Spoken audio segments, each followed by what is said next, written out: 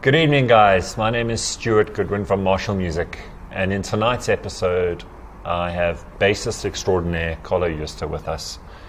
He's a brilliant bass player, brilliant musician, of many talents. Currently, he's the bass player for Mi Casa, but as we will delve into tonight, he's so much more than that. Stu, how's it? Doing amazing, bro. Good. Nice to have you here. Nice to have you here. Thank you so much for the invite, bro. You've been a really great Marshall Music endorsee of ours for many years. Family, more like family, right? Yeah, I really appreciate that. You always say that. It's like, it's not a business thing, it's family. This is all, man. Which is really cool. We do really consider you a member of the family. I appreciate it. And we're really proud of your achievements, especially with Mi Casa. I mean, they're arguably the biggest band in the country. Yeah. I mean, I think I was saying to you a couple of weeks ago, I mean, I think you play to like 100,000 people a month, easily. Okay? It gets tiring, bro. Yeah, it's true, man. It's true, man. Is it true that, let's just talk about that, because, I mean, you know, I think the biggest crowd I've ever played to is about 2,000 people. Is it true that it feels the same, or is it some people say it's easier playing to 20,000 rather than 200? Is that, well, what's your experience? Okay, for me, you know what? For me, it's kind of the same thing, man. Okay. Because for me, it's not really about, well, it is about the people out there and the amount of people. For me, it's really my time on stage, you know. So, although I see people, I don't really see people. Okay. I'm there, number one, to enjoy myself. You're not smiling at them. You're in even if I smile, but I'm doing it for me first, you know. I'm doing it for me first. And for me, it's the same thing, man. But I've played for a crowd of like 75,000 people. And it was scary, man. Funny thing is, I didn't know. They invited us to Angola. And I thought it was like a small festival, say 5,000 people. Next thing I do sound check and I see this space, man. This huge space. I'm asking the guys, hey, what's up, man? Even I came back to this small festival. Bro, I rocked up to 75,000 people, bro. It was scary, but it was fun. That's actually on YouTube. Okay. Yeah, that's actually on YouTube, But like, for me, like, to come back to the question, for me, it's the same thing. Like, I service myself first. Yeah. I'll make sure I'm happy on stage first. Before I really see numbers, and because it's not really about the numbers for me. No, you know? of course. Yeah, but I get what you're saying, man. It's a buzz. Living the dream. And well done, you deserve it. Thank you so much, bro. And I've played for 15 people as well. Yeah. In my life. Now that's what I'm used to. It's scary, yeah? That's my whole career. Come on, Steve, bro. Not with your skills, bro. Like, come on, bro. Let's talk about your musical upbringing. Let's talk about when did you get into playing? Were you a bass player first? What other instruments? What were your early influences? What got you into music? I think I started like most bass players as a drummer, you know. I started as a drummer. This is saying something about it today, like building my first drum kit and getting parts from churches. So I was a drummer in church and for the community choir in Ceres. This is my hometown. And our bass player left, not the church, but he left the town, you know. So I was kind of forced to play bass. And my first week being a bass player in church, I felt home, man. Okay. On the bass. And the rest was history, bro. Okay. Yeah, and then also my dad, you know. My dad is not a professional musician, but he taught me to play guitar. So that, you know, those three GC craze, like we say, you know, in the platteland. So my dad was the first one, and my brother also. Funny enough, my brother went for guitar lessons, right? Without me being a musician, went for guitar lessons, bring like this books every day, and I was the one kind of checked it out. I think I kind of checked it out for him and played the pieces. Sorry, brother, but yeah, come on, dude. Yeah, like that was basically it, man. So my dad and my brother really played a big role. Okay, and church, of course, man. Yeah. And musically wise, who did you listen to growing up, and also currently? I mean, what are big influences in your life musically? So I think back then, when I first started, like like I said, I'm from Ceres, you know. There's like 30,000 people in Ceres. It's not a big place. And the only place you can find music is ShopRite, bro. There's no music, music store. So for me, it was kind of whatever you get, you know. Whatever you get, so you to check listen out. to music, you'd pop into the ShopRite and sometimes go to Cape Town. Huh? Yeah. Go to Cape Town, visit friends, get some music. I enjoyed Jimmy Doodle, like back then when I started. That was really a big thing for me. Yeah. To play Motherland on bass. I don't know how that sounds, but yeah, that for me was it. That's how I started. And nowadays, I'm listening to everything, man. Okay. Like my favorite band now at the moment. Well, the favorite music I listen to now at the moment is Steely Dan, man. Oh yeah. Steely Dan and then brilliant. Toto. I'm getting into. Yeah. You know, and I think as you really grow up, sophisticated rock. Yeah, as you grow up as well. Like, I've really learned, like in the music game, especially when you're full time.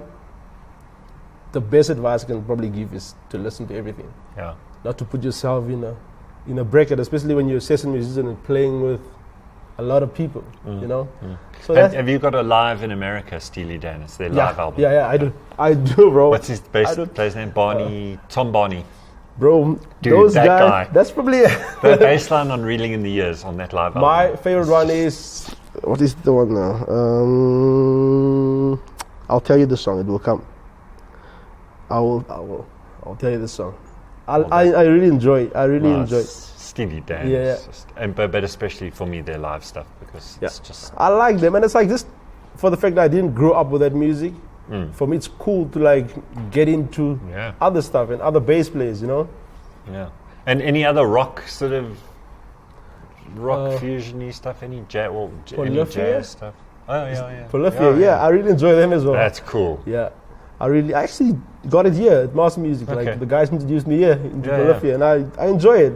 Yeah, cool. Very cool. Like stuff. I said, as I'm growing in the music, I learn and I get from all these people, you know. Obviously to create a voice of your own as well.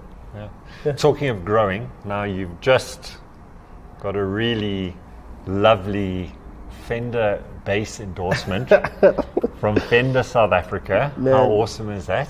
Man, I'm grateful, man. Sometimes I still pinch myself. This is like it's real, but yeah. I mean, that's the coolest. I mean, to get like a Fender endorsement, that's pretty much like who would have thought, bro? The coolest thing ever. So let's talk about your Fender endorsement and then your Aguilar endorsement. Yeah. So my Fender endorsement, I'm with them I'm going a year now, and bro, it's amazing. I'm doing so much things with them. I just came back from Cape Town this weekend for Fender performance, and it was great with Karen Zoid and Majosi, and it was really cool for me being there as a front man as well, you know. Cool. So they've been really supportive, number one, and they're doing cool stuff, man. Yeah, they are. There's some more exciting stuff coming as well, you know. Cool. So shout out to them, man. Okay, and tell us about the basses that you've got, and why do you like them, or what's the thing? Okay, cool.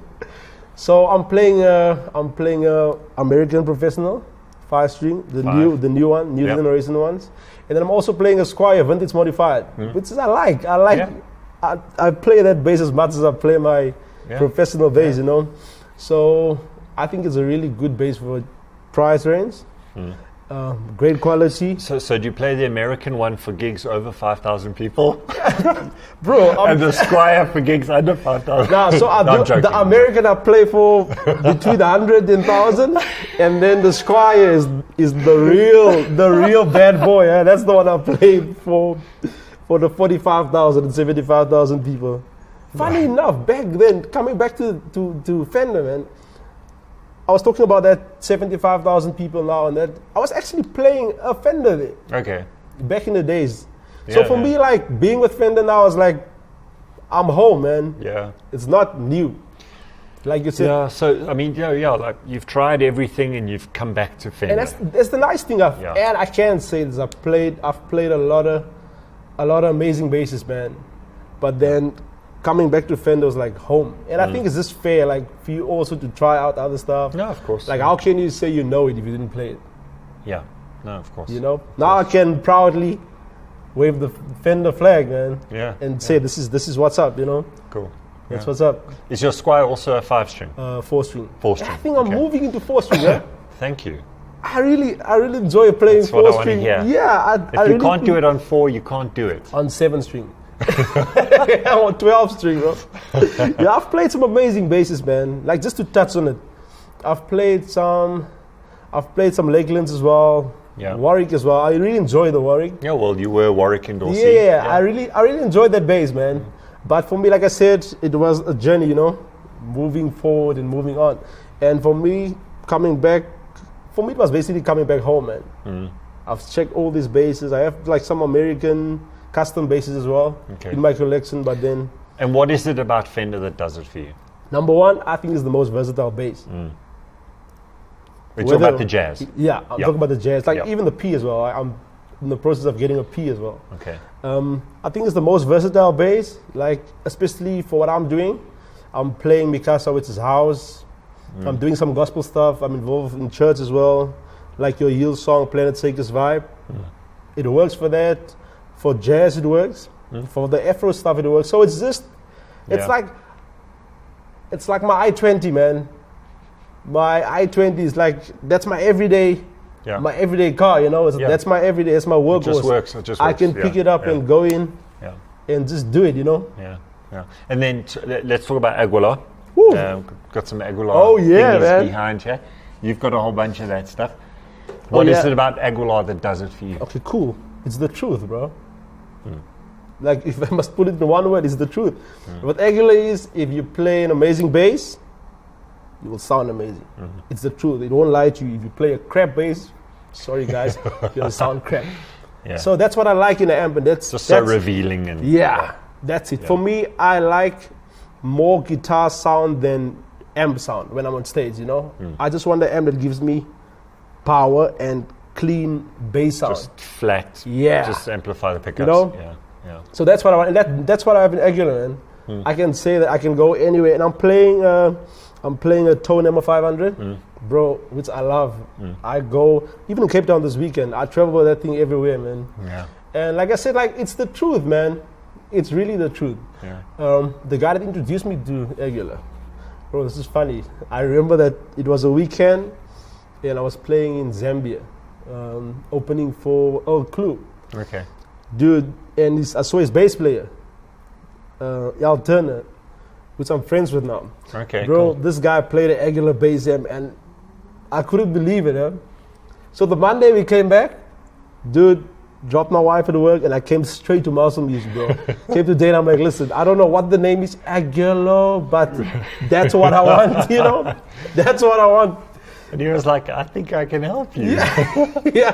Yeah, thanks to Mr. Dane, man, and the Marshall Music team. I love you guys. Like I said, you guys are family, man. No, cool, man. Cool. Cab-wise, what are you using mostly? I'm using what is the lightweight the SL. The SLs, yeah. The SL Ceres. You've got 2 1x12s, I think. Or is it a big? I have two. I have 1x12. Yeah. So I have 2 of those, but I use one mostly. Okay, yeah. With the Tone MR500. And I have some pedals as well. I'm using like the optimizer. Yeah. Using the filter twin. Using the compressor. Okay. I really love it. So I'm getting into this. Thing. Yeah. I'm excited. Like, nice. I'm getting into the whole pedal vibe, you know, and I like it.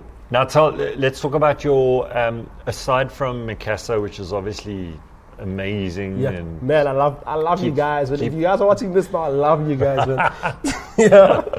Those are my brothers. What else are you up to? And and any plans for the future? And what do you? Definitely, this is exciting, man. This is the. So I'm working on me, man. I'm working on Carlow. I'm working on music for me, you know. Okay. And then I'm doing my album now, number 1. Okay. I'm doing. Are you gonna sing? Maybe. Maybe not.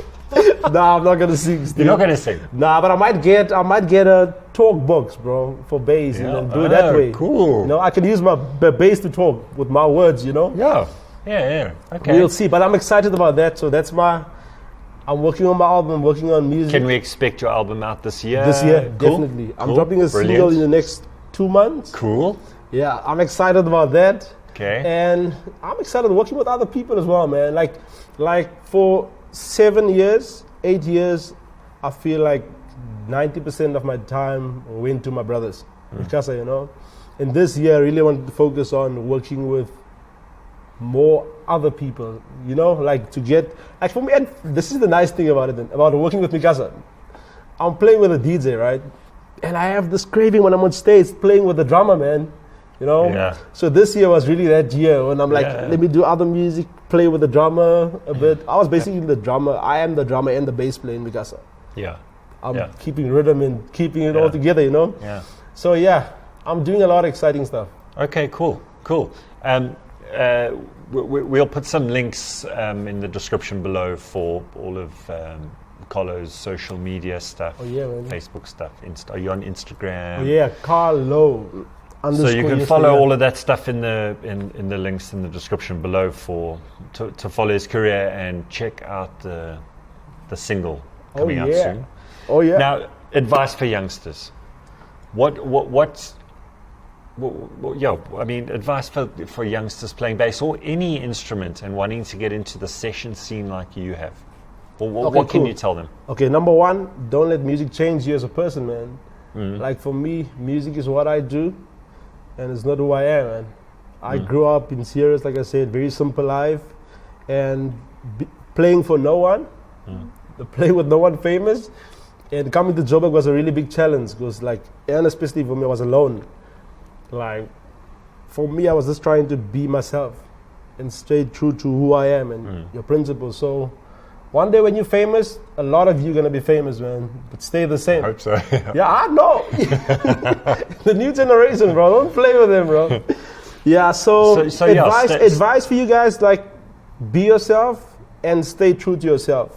Like, I can say that because, like, even with my music now, I'm just trying to be honest with me.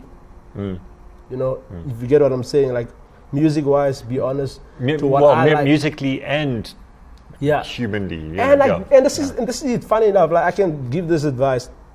I was a lot in Cape Town, right? And for me, I felt like there was like a way they wanted you to sound, to be this cool bass player. Yeah? For me, it was never about trends, man. Like I said, I was just honest with myself. Do what you like. If you want to play the bass upside down, go for it, you know? If you want to do it the way you do it. As long as you're happy, as long as you smile while you're doing it, that's it, man. Music is a happy thing for me, man. Yeah, good. It's about being happy, man. Good. Any gigs coming up? Anything big in the next couple of weeks? Yeah, like gig-wise, gigs is standard, man. I must actually think what I'm doing. There's some Mi Casa stuff coming up. Like, I'm really spending a lot of time in studio now. Okay, so your focus is me, you know? Yeah. Well, guys, I mean, look out for all the gigs, Mi Casa gigs coming up. Also my social media, I will post. All that stuff will be on his social media, and you can catch him then. Yeah, I love you guys, and there's nothing you can do about it, man. We're out of time. Thank you, sir, for giving up your very valuable time to come chat to us. Thank you so much for having me here, man. Really appreciate it. And it was nice chatting to you guys, man. Yeah, cool. Thank you, Carlow. Love you guys, man. Thanks, guys. That's all for now. Have a great week ahead. Good night.